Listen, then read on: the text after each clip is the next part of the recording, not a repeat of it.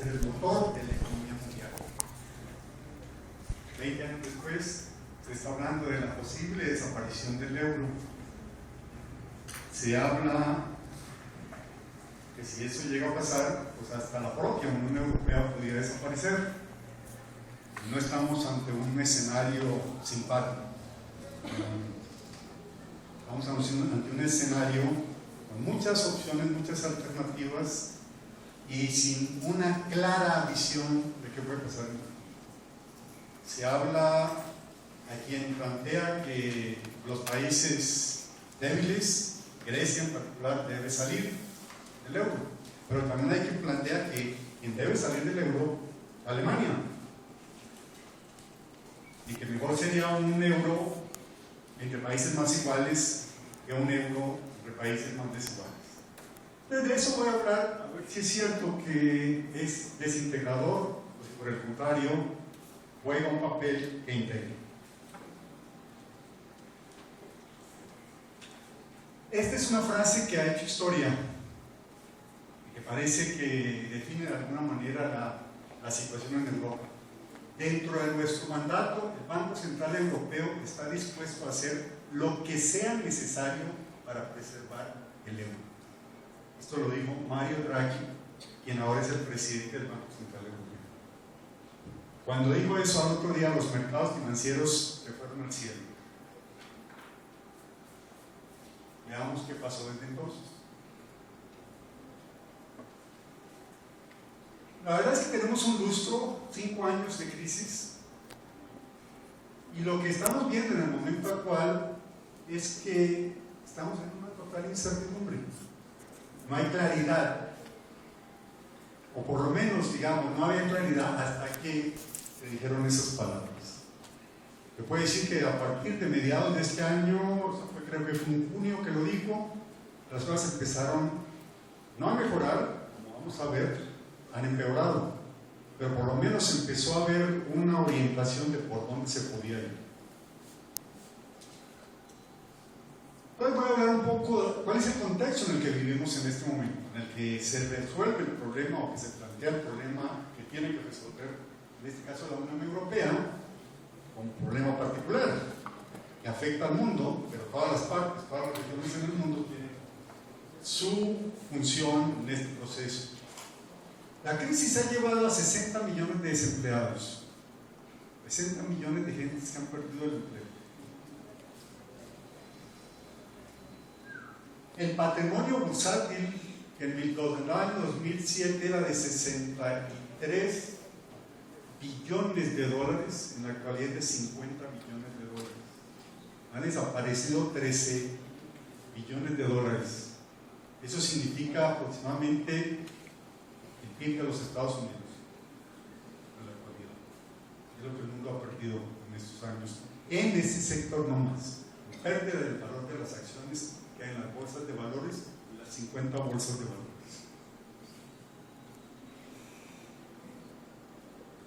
Pero lo que tenemos en la actualidad son signos totales de ralentización de la economía. El año de 2005, la economía creció al 5.1 y se pensaba que ya estábamos del otro lado del túnel, que no solamente se veía la luz a lo lejos, sino que ya estábamos en la luz. En octubre del año 2012, el Fondo Monetario Internacional cambia las perspectivas de la economía mundial y plantea que va a crecer menos este año y el próximo año. En este año 1.6. Y que la causa fundamental del problema es la vulnerabilidad del sistema financiero internacional, obviamente hecha por lo que está pasando en Europa con el euro. Todos estos son signos de lo que está ocurriendo, de esta ralentización de la economía. Hay una mayor desigualdad, como ya lo planteaba el profesor Manchú. Los países, es interesante, entre países se ha reducido la desigualdad, pero al interior de los países ha incrementado la desigualdad. Quiere decir, los países pobres se han hecho más ricos, se han acercado más a los países ricos, pero al interior de los países, los ricos son más ricos y los pobres son más pobres. No más bien si nosotros tenemos al hombre más rico del mundo, y ya nos aceptó eso los Estados Unidos. Cae el desempleo y aumentan las expectativas de vida. Para finales de ciclo se plantea que la expectativa de vida puede ser 93 años. No sé quién los va a emplear, porque ahora no se emplea ni a los de 50. Entonces tenemos serios problemas. Cae la demanda de bienes durables, automóviles, una de las industrias más importantes y más dinámicas, va perdiendo fuerza en la economía mundial. Se reducen las funciones de adquisiciones. Mucha gente podrá decir que bien, y ya las empresas no se están integrando más y que no se está generando una situación de más concentración. Sí, puede ser, pero la cantidad de fusiones y adquisiciones muestra la dinámica de la economía. Cuando las fusiones y las adquisiciones están cayendo, la dinámica está cayendo. Menos cultivo de maíz y soya. ¿Por qué? Por desastres naturales, tal vez, no por condición, sino por desastres naturales. Pero cada vez parece ser que vamos a tener más y más desastres naturales, como consecuencia de lo que hacemos. Entonces, nos estamos exponiendo, como se plantea, para el año 2020-2025, el precio de los alimentos podría duplicarse a lo que tiene ahora. Va a haber más gente, más vieja, demandando comida. Se reduce el comercio mundial, está cayendo la dinámica del comercio. Reducción del crédito comercial internacional, crédito internacional está cayendo. La inversión extranjera directa todavía se encuentra por debajo de los niveles del 2007 cuando empieza la crisis. Otro sector determinante de cómo va la economía es el acero, está cayendo. Cambios en el consumo, muy interesante lo que está pasando con la crisis, cómo la gente está cambiando sus formas de consumir. Uno que me llamó mucho la atención era, por lo menos en Europa, la gente demandaba en cantidades, iba una vez a la semana y compraba toda para la semana. Ahora ya no lo hace, ahora compra para todos los días, compra uno. ¿Por qué? Porque no quiere vivir de sus ingresos futuros, no quiere depender de sus ingresos futuros, se gastan lo que tienen y no lo que van a tener como antes era. Y eso es determinante para el funcionamiento de la economía. Entonces, lo que estamos viendo en la realidad es la teoría que se planteó desde hace un tiempo de la doble caída, de una W. Cae la economía, se levanta y vuelve a caer. Y eso parecería que es lo que está ocurriendo y que el epicentro de esta situación es la crisis económica. Mira, aquí lo vemos. Tenemos aquí de 1980 al año 2012 la gran caída que tiene la economía en el año 2007. Y para el año 2010 se levanta el 5 puntos y tantos que vimos y ahora cae. ¿Cuánto va a caer? El Fondo Monetario Internacional en sus perspectivas a futuro hace que se mueva en esta dirección, pero está asumiendo cosas. Dos cosas fundamentales se está asumiendo. Una cosa es que los europeos resuelven sus problemas en los próximos 3 meses, y la otra es que Estados Unidos también resuelve el problema del precipicio fiscal el próximo mes. Resolver eso, por supuesto, vamos a estar en agua. ¿Qué tiene que hacerse? Ciertamente sí, particularmente los Estados Unidos, porque si no se resuelve los Estados Unidos, pues entonces ahí sí tenemos serios problemas y Estados Unidos tiene serios problemas. Pues ese se va a resolver. ¿En qué condiciones? Y la que Europa resuelva, pues eso, como decía, yo estoy de acuerdo con él, eso va para más. Aquí tenemos datos sobre cómo casi todos los países están, las proyecciones son de caída, los países emergentes crecen más que los países en desarrollo, pero crecen menos que lo que lo están haciendo. Y nomás un dato. México está tratando de crecer por arriba del 3%. Cuando crecimos 4% en el pasado, gran fiesta. China está creciendo al 7%, 7.8% cuando crecía al 10.4%. China necesita crecer por arriba del 10% solo para poder crear 25 millones de empleos que necesitan nuevos cada año. Quiere decir que si crece a esto, se le está acumulando la cantidad de desempleo en la economía. Entonces, para China es gravísimo no crecer al 10%. significa esto? ¿Cómo vemos la situación en términos de la pregunta que se hizo por acá, en términos de la respuesta que hizo Federico? Voy a decir, olvidémonos de esto, ya lo dijo, pero voy a hacer algunas separaciones. El euro. ¿Qué papel juega el euro en todo esto? Mire, hay dos problemas aquí en el euro, ya lo mencionó Mancho. Uno es el problema económico y el otro. Uno es el problema financiero y el otro es el problema económico. Y estas son dos fuerzas que están peleando por ver cuál es la más fuerte para llevarnos a la crisis.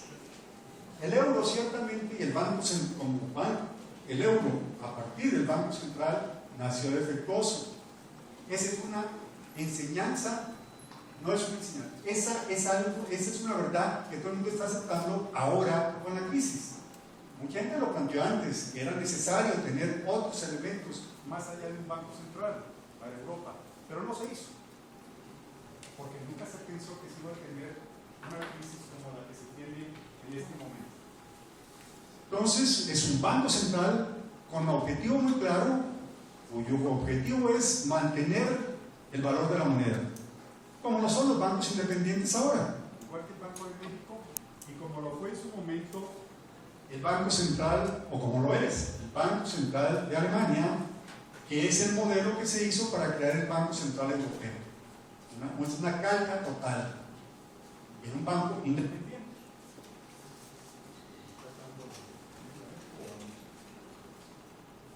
Y con límites muy claros al no ser, por ejemplo, un prestamista de última instancia. El Banco Central Europeo no tiene la capacidad de resolver problemas macroeconómicos de liquidez, de resolver a los bancos que están en quiebra, que sacaron de la quiebra. No es su objetivo. Como lo dijo el director del banco en algún momento, el papel del Banco Central no es rescatar, pero lo está haciendo contra la ley, como lo planteó. Eso por el lado del dinero, por el lado financiero. Por el lado real, que es las dos fuerzas que están trabajando. Hay un problema de cómo en el sector real la apreciación o los movimientos que tiene el euro, cómo el euro se mueve, afecta a la economía.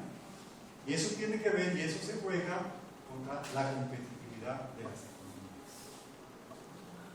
Esto en una situación de esta dinámica de las fuerzas que juegan por el lado financiero, de las fuerzas que juegan por el lado real de la economía, en un contexto en el que se crea el euro de asimetría total entre los países. Países muy fuertes, Alemania, Francia, Inglaterra, y países muy débiles que fueron entrando después. Algunos entraron desde el principio, que no tenían las mismas condiciones, pero que las reglas del juego eran las mismas para todos. Es decir, países fuertes y países débiles tenían que jugar por las mismas reglas cuando las condiciones que tenían no eran las mismas. Y las condiciones estamos refiriéndonos a ¿qué? A competitividad, a productividad, como llamaba la atención países del norte con alta competitividad y países del sur con baja competitividad. Y en ese contexto es que se mueve el euro, empezando en un primer momento con un valor de 1.30 o $1.30 por euro, y que cae a principios del año 2000, 2001, y después empieza a subir en términos de que empieza a apreciarse. Y esa apreciación corre totalmente en contra ¿de qué? Corre totalmente en contra de los países, de esa desigualdad, de esas asimetrías en la productividad de la que se estaba hablando, y empieza a ser el problema muy serio. ¿Por qué? Porque la economía europea se ha desarrollado siempre, pero se formalizó más con el euro. Una economía en la cual los países del norte juegan un papel y los países del sur juegan otro papel. Los países del norte son los de alta productividad, con altos ahorros, que le prestan a los del sur, que no tienen ahorros y que tienen baja productividad. Pero con esos ahorros logran crecer y mejorar los ingresos, los salarios, pero no la productividad. Y estas diferencias en el sector real y en el sector monetario son las que finalmente llevan a la crisis, porque eso implicó un endeudamiento permanente, puntual, de estos países. El endeudamiento público. Y aquí la pregunta central y el debate que ha llevado a la demora en la solución del problema de Europa es el planteamiento que ha hecho particularmente Alemania de que el endeudamiento público es una irresponsabilidad del gasto público. Se usó mal el gasto público. Se hizo dispendio, se gastó más del que se tenía, se lo robaron, X, Y, Z. De eso sabemos nosotros mucho acá. En algunos países no saben mucho de eso y en otros sí, como en Grecia, en la cual ciertamente eso pudo haber ocurrido. Pero hay otro argumento, que es el problema de la solvencia de los bancos. Mucha gente, muchos analistas, toda esta postura de Stiglitz critica esta visión de la irresponsabilidad del gasto público, porque se plantea que los países se endeudaron fuertemente por la insolvencia de los bancos. Y al fin y al cabo, como dicen y han dicho nuestras autoridades siempre, la crisis vino de afuera. Cuando las crisis vienen de afuera, pues uno que culpa, ¿no? Pero, ¿por qué? La crisis comenzó en Estados Unidos y se expandió a Europa. Pero esa harina de otro costal, de cómo ocurre eso, cómo va eso, quieren saber sobre eso, les recomiendo mi libro. En fin, entonces el problema aquí es irresponsabilidad, solvencia de los bancos. Mira, esta gráfica nos muestra Grecia, España. Y son muy interesantes, son muy diferentes, pero al fin y al cabo son iguales.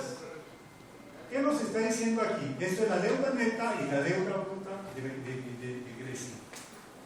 En 1994, Grecia ya tenía un nivel de deuda del 100%, más o menos. 100%, altísimo, ciertamente, mucho caro. Pero ese nivel lo mantuvo prácticamente hasta el año 2007-2008. Es decir, una economía muy endeudada, pero estable, funcionaba y estaba cumpliendo con sus obligaciones. Y es en el 2008 cuando se dispara. El caso de España es diferente. España tiene un crecimiento de la deuda hasta el año 94 y a partir del año 94-96 su deuda como proporción del PIB cae y viene cayendo. ¿Cuándo se dispara? 2007. Cualquier parecido con la realidad de que el problema de la deuda no es un problema de pura irresponsabilidad, sino que fue la responsabilidad simplemente que se echaron las espaldas los gobiernos para sacar a los bancos de la deuda. Y una vez que los gobiernos responden y se endeudan, entonces ahora los mercados vienen a decirle: ¿y usted por qué está endeudado? Ahora, como usted está endeudado, tiene que pagarme más. Ese es el problema que tienen. Y eso era lo que decía Rajoy cuando decía: España no podía seguir en esta situación pagando los altos intereses del 7% que estaba pagando, cuando normalmente se paga lo que es la tasa LIBOR, la tasa prima, más un pequeño porcentaje. Y la tasa LIBOR, la tasa prima, no sube más allá de 3%. ¿Cuál? Mucho, que ahorita está prácticamente en cero. Entonces están pagando un dineral por tener ese endeudamiento, lo cual hace imposible que lo paguen cuando no tienen recursos. Entonces lo que tenemos es una doble crisis en Europa, ya se dijo, no estoy diciendo nada nuevo, pero es una doble crisis que tiene una peculiaridad. Una puede ser resuelta a corto plazo, la otra no.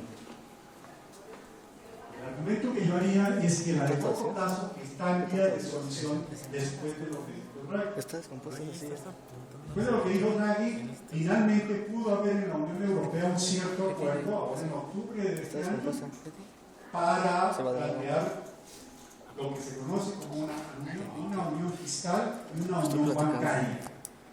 Y dentro de esto, una institución, un organismo único de supervisión de todos los bancos. Finalmente se pudieron poner de acuerdo.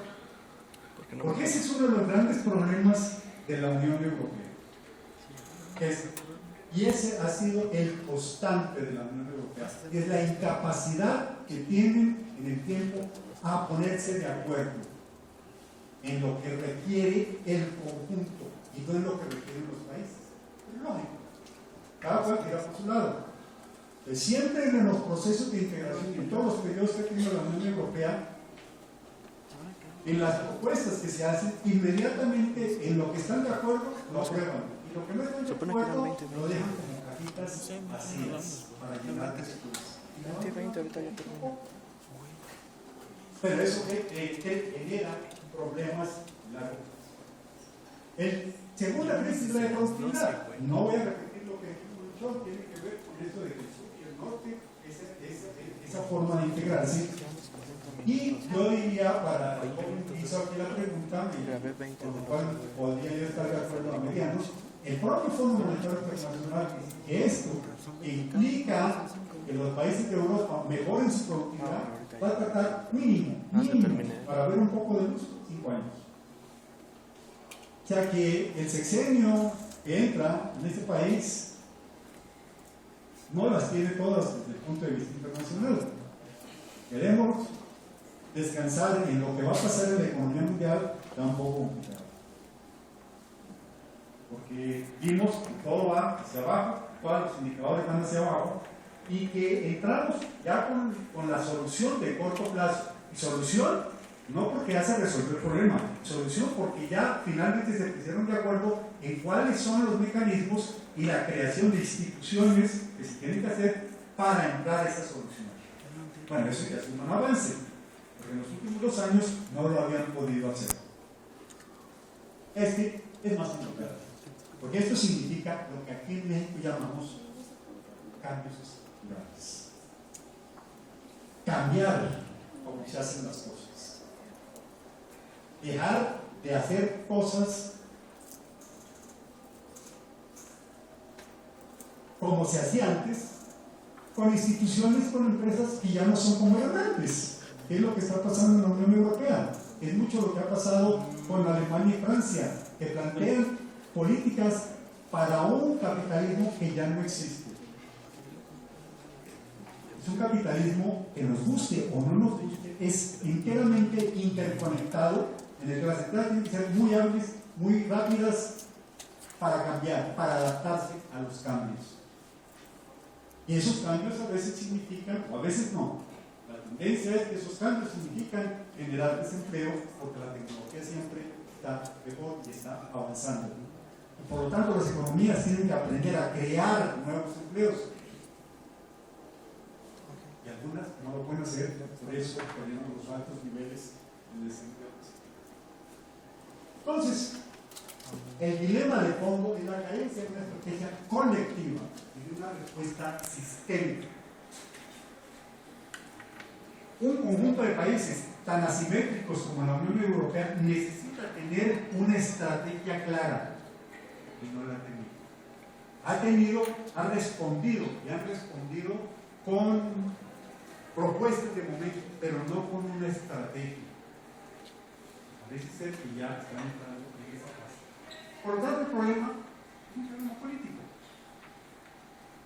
Es un problema político porque, por lo menos yo creo que los economistas, como técnicos que somos, presentamos propuestas. Eso es lo que hacemos como economistas cuando trabajamos como economistas. Proponemos soluciones a los problemas. Los economistas que trabajan en el sector público eso hacen propuestas a sus jefes, a los secretarios de Estado, al presidente, de cuáles son las opciones que se tienen para llegar a un objetivo. Puede ser 2, 3 o 4, en las cuales hay una mejor y hay una peor. ¿Cuál se decide? ¿Cuál se escoge?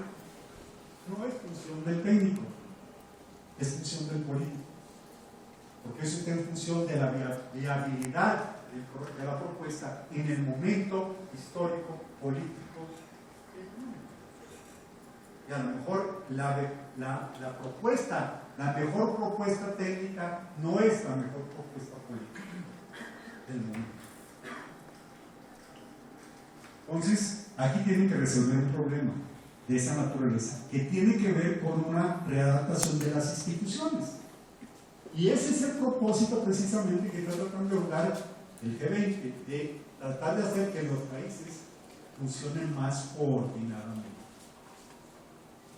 Porque lo que tenemos es que los tiempos de la democracia y los tiempos del mercado no son los mismos, son diferentes. Pero tenemos que ver cómo los hacemos compatibles. Bien, en este contexto, mi visión es que el euro no va a desaparecer. Los costos económicos de desaparecer el euro son demasiado altos. No solo para Europa, para el mundo entero. Para el mundo entero. Es posible, lo dudo, aún que Grecia salga.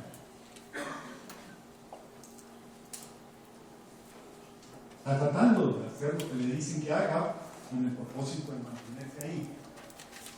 Pero me parece a mí que la cuestión de los costos y otro elemento que es otra enseñanza que tengo que yo he podido dilucidar en mi estudio sobre la Unión Europea, que es el siguiente, con eso termino. Si hay algo que caracteriza a la Unión Europea, es que cada fracaso que han tenido se ha convertido en un factor para trabajar mejor el proceso integral. No tengo la menor duda.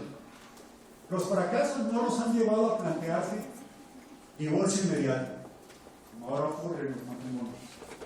No. El fracaso nos ha llevado a buscar la conciliación y la forma de mejorar las propuestas para seguir adelante.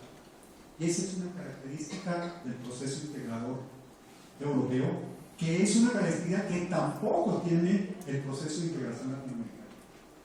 En el proceso de integración latinoamericano, al primer resbalazo, pum, vamos afuera, acabemos con eso. Esa no es la tónica que ha tenido el proceso. Eso a mí me hace pensar que aquí tienen otro problema que van a resolver también. Porque hay voluntad, porque les conviene, como decía también, Alemania es la potencia que es, porque durante el periodo de posguerra ha jugado un papel particular en Europa. Ha hecho un proceso de integración formal y no formal en el que Alemania, Francia, Inglaterra son los productores de bienes de capital y los otros son los consumidores de esos bienes que producen bienes de consumo para los que producen los bienes de capital. Entonces las economías están tremendamente integradas y no les conviene verlas por un descalabro. Por eso, en octubre, aceptaron crear la Unión Fiscal y la Unión Monetaria. Gracias.